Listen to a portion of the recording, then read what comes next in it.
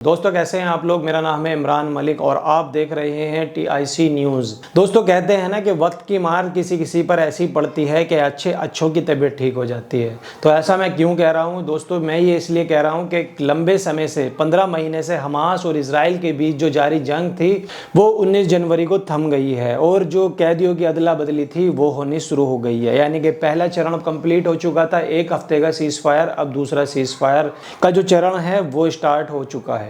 दोस्तों अगर आप इस चैनल पर नए हैं तो चैनल को सब्सक्राइब कीजिए, पूरी जानकारी मैं आपको दूंगा, एंड तक बने रहिएगा। दोस्तों जब हमास ने अटैक किया था इजराइल के ऊपर 7 अक्टूबर 2023 को, तो उसमें लगभग आपको पता ही होगा 1200-1250 लोग मारे गए थे और 250 लोगों को हमास ने अगवा कर लिया था। उसमें से कुछ बीच में सीज फायर हुआ था तो 100 बंदकों को छोड़ दिया गया था। लेकिन दोस्तों जब 19 जनवरी को सीज फायर हुआ है और हमास ने पहले 3 महिला कैदियों को जो अपने पास थी उनको रिलीज किया था, उसके बदले 90 फिलिस्तीनियों को छुटवाया था। दोस्तों ये नेतन्याहू की सीधी सीधी हार थी, जिस नेतन्याहू ने ये कहा था कि मैं पूरी तरीके से हमास को खत्म कर दूंगा, हमास को मिट्टी में मिला दूंगा, नेस्तनाबूद कर दूंगा, पूरा गाजा तो तबाह कर दिया, 47,000 से ज्यादा लोग मार दिए। लेकिन अपने उन महिला सैनिकों को, अपने उन महिला बंधकों को, जो वहाँ बच्चे थे, बूढ़े थे, जिनको हमास ने कैद किया था, उनको छुटाने में नाकामयाब हुए, उनमें विफल हुए। और इसी को देखते हुए वहां के कई मंत्रियों ने इस्तीफा दे दिया है, वहां के आर्मी ऑफिसर ने इस्तीफा दे दिया है, इसी को लेकर कि हम नाकाम रहे। लेकिन नेतन्याहू की दोस्तों अकड़ खत्म होने का नाम नहीं ले रही थी। अब हमास ने बीते शुक्रवार को 4 महिला सैनिकों को रिलीज किया। आप मेरे पीछे देख सकते हैं, ये 4 महिला सैनिक हैं। आप इनके चेहरे पर खुशी देख सकते हैं कि कैसे आज़ादी इनको 472 दिन के बाद मिली है और कैसे ये खुश हैं।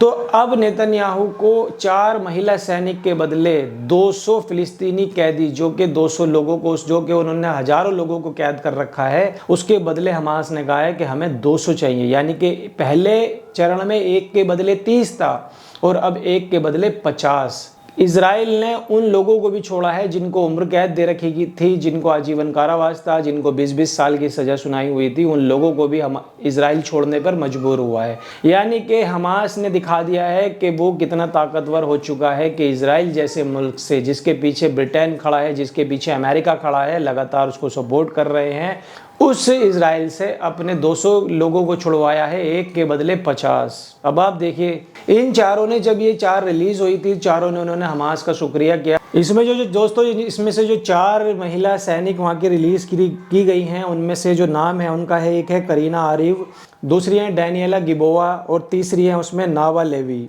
और चौथी है उसके अंदर लीरी अलबैग। ये 4 महिला सैनिक हैं जिनको हमास ने 477 दिन के बाद बीते शुक्रवार को रिलीज कर दिया है। दोस्तों इन्होंने मीडिया के सामने, जब ये गाड़ी के अंदर थी, रेड क्रॉस की कार में थी, तो इन्होंने मीडिया के सामने बताया कि हमास ने हमारी कैसे रक्षा की, हमास ने हमें कपड़े प्रोवाइड कराए, हमास ने हमें खाना दिया टाइम से, हमास ने हमारी मेडिकल सुविधाएं का ध्यान रखा, हमास ने वो सारी चीज़ें की और लगातार वक्त वक्त पर हमास हमें बचाता रहा हमारे ही मुल्क की मिलिट्री से। यानी कि इन 4 महिला सैनिक का कहना था कि जब हमले हो रहे थे गजा के अंदर, तो हमें हमारी जान की जो रक्षा की जिम्मेदारी थी वो हमास के ही हाथ में थी, उसी के लड़ाकों के हाथ में थी। तो दोस्तों देखिए, एक मुल्क, एक IDF जिसकी जो मिलिट्री है वो लगातार हमले कर रही है, उसकी जो महिला सैनिक, उसके जो कैदियों को, जिसको हमास ने अपने यहाँ छिपा कर रखा था किसी टनल के अंदर, जिसको इजराइल लगभग 15 महीने में ढूंढ नहीं पाया,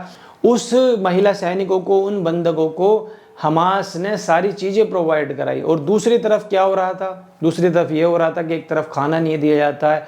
जो इजराइल ने छोड़े हैं कैदी फिलिस्तीन के, उनकी हालत देख लीजिए आप, और आप मेरे पीछे देख लीजिए इनकी हालत। आप कितना फ़र्क है दोनों की सेहत में, कि एक बिल्कुल सूख चुके हैं और दूसरी तरफ आप देखिए कि कैसे है।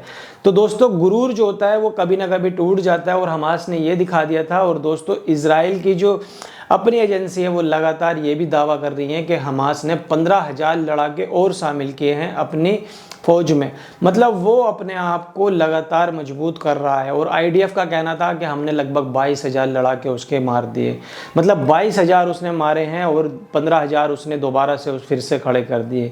तो दोस्तों ये पता नहीं ये जंग कब तक चलेगी आखिर, लेकिन एक के बदले 50 की डिमांड हमास ने करी है, वो इजराइल को छोड़ने पड़े हैं और 4 बंदूकों को हमास ने भी छोड़ दिया है। अब ये गए हैं अपनी फैमिली के पास, फैमिली से मिले हैं, रेड क्रॉस की गाड़ी इनको लेकर गई है बाकायदा पूरी मीडिया के कवरेज के साथ। अब ये लगातार हमास की तारीफ भी कर रही हैं कि हमारी कैसे जान बचाई, अपने ही मुल्क की मिलिट्री से, अपने ही हमलों से हमारी कैसे जान बचाई। तो दोस्तों नेतन्याहू बिल्कुल घुटने पा चुके हैं। एक तरफ अमेरिका अभी सपोर्ट नहीं कर रहा है, दूसरी तरफ लड़ाई लेबनान से भी है, ईरान से भी है, हिजबुल्लाह से भी है, हमास से भी है। तो नेतन्याहू अपने ही मुल्क में घिर कर रह गए हैं। आखिर वो कब इस्तीफ़ा देंगे भी या फिर उनको उनके ही लोग गद्दी से हटा पाएंगे। दोस्तों इस पर आपकी क्या राय है, आप हमें कमेंट करके बताइए। वीडियो कैसी लगी, वीडियो को लाइक कीजिए, चैनल को सब्सक्राइब कीजिए। तब तक मिलते हैं अदर वीडियो में। जय हिंद।